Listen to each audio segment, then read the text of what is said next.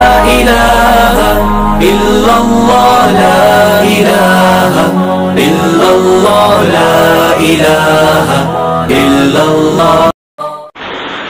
روزے کے بارے میں جو سوال بہت زیادہ پوچھے جاتے ہیں، الٹی آ گئی ہے، ابکائی آ گئی ہے، اس سے روزہ تو نہیں ٹوٹا، انجیکشن لگانا ہے، چوٹ لگ گئی ہے، خون نکل گیا، خون لگانا ہے، انہیلر لینا ہے۔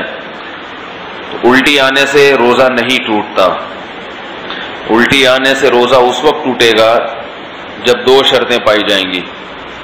ایک یہ کہ الٹی منہ بھر کر ہو بہت زیادہ، اور منہ بھر کر الٹی ہوئی اور آپ نے اس کو نگل لیا، تو نگلنے سے روزہ ٹوٹ جائے گا۔ دوسری شرط یہ ہے کہ الٹی منہ بھر کر ہو، خود سے نہ ہو بلکہ آپ نے جان بوجھ کر کی ہو، منہ بھر کر اچھی طرح سے۔ منہ بھرنے کا مطلب یہ ہوتا ہے کہ اتنی زیادہ ہو کہ آپ اگر روکنا چاہیں تو وہ روک نہ سکیں، اس کو منہ بھر کے کہتے ہیں۔ ورنہ اب منہ ہر ایک کا جو ہے کیونکہ وہمی لوگ جو ہے نا، پھر وہ وہمی لوگ جو ہے نا وہ تنگ کرتے ہیں۔ وہمی کہتے ہیں اب مجھے پتہ ہی نہیں چل رہا کہ میرا منہ بھر کے ہوا ہے یا منہ تھوڑا ہوا ہے۔ تو بھائی اب منہ تو آپ کا اپنا ہے، میں تھوڑی پتہ لگا سکتا ہوں کہ آپ کا منہ بھرا ہے کہ نہیں بھرا۔ اس کا ایک فقہا نے ضابطہ بیان کیا ہے کہ اتنا کہ منہ میں روکنا اس کو ممکن نہ ہو۔ تو چھوٹی موٹی ابکائیاں آتی ہیں، چھوٹی موٹی الٹیاں آتی ہیں، یہ اگر نگل بھی لیں تو بھی روزہ نہیں ٹوٹتا۔ ابکائی آئی اور آپ واپس لے گئے تو نہیں ٹوٹتا۔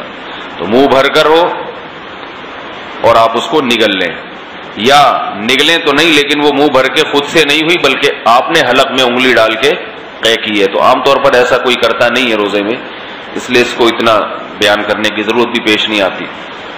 اس کے علاوہ گلوکوز چڑھانے سے، انجیکشن لگانے سے روزہ نہیں ٹوٹتا۔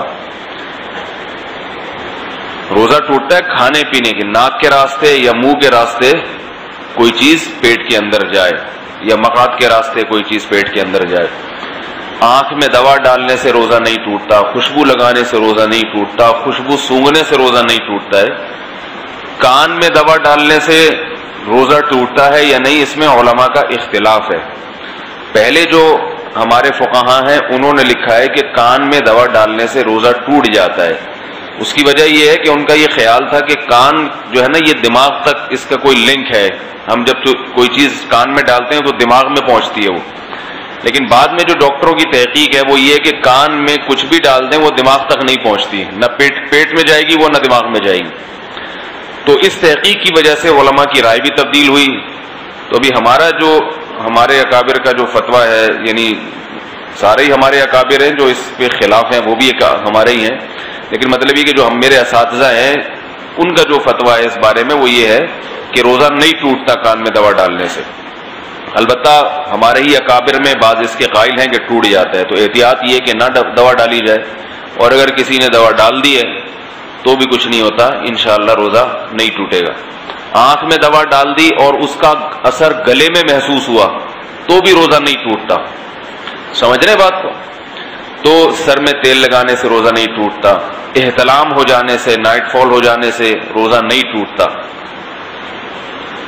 زوجہ کے قریب کوئی شادی شدہ آدمی گیا اور ڈسچارج ہو گیا تو روزہ ٹوٹے گا، ڈسچارج نہیں ہوا تو اس سے بھی روزہ نہیں ٹوٹتا۔ اور یاد رکھیں اگر اس نے ہم بستری کر لی تو پھر جو ہے روزہ بھی ٹوٹے گا اور 60 روزوں کا کفارہ بھی ہے اس کے اوپر۔ زوجہ سے ہم بستری بالکل حلال نہیں ہے روزے کی حالت میں، اور ویسے جان بوجھ کر روزے میں کھا لیا تو بھی روزہ ٹوٹے گا بھی، اور 60 روزوں کا کفارہ بھی ادا کرنا پڑے گا اس کو۔ تو رمضان میں کھانے کی اجازت نہیں ہے روزے کی حالت میں، روزہ ہی کیسا جس میں کھانے کی اجازت ہو، تو سزا بھی ملے گی، صرف روزہ نہیں ٹوٹے گا اس میں۔